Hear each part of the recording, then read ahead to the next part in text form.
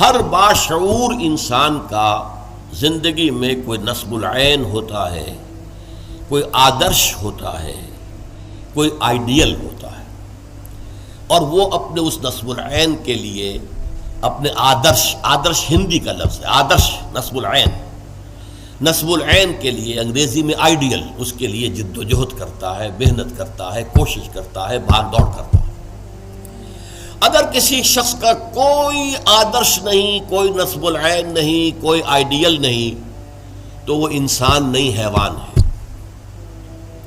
حیوان کی زندگی کا کوئی مقصد نہیں ہے، وہ آپ اس کو یوز کر لیں۔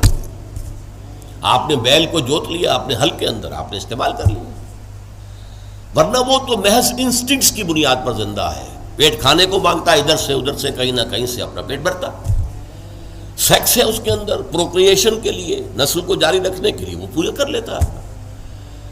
اور ہم اکثر حیوانات ہوئے جو کوئی نہ کوئی گھروندا بناتے ہیں، کوئی بھٹ ہے، کوئی پرندے ہیں تو گھونسلہ بناتے ہیں۔ یہ ان انسٹنکٹس کی بنیاد پر حیوان جی رہے ہیں، ان کا اپنا کوئی مقصد نہیں ہے۔ تو جو انسان اس سطح پر زندگی گزار رہا ہے وہ حیوان ہے۔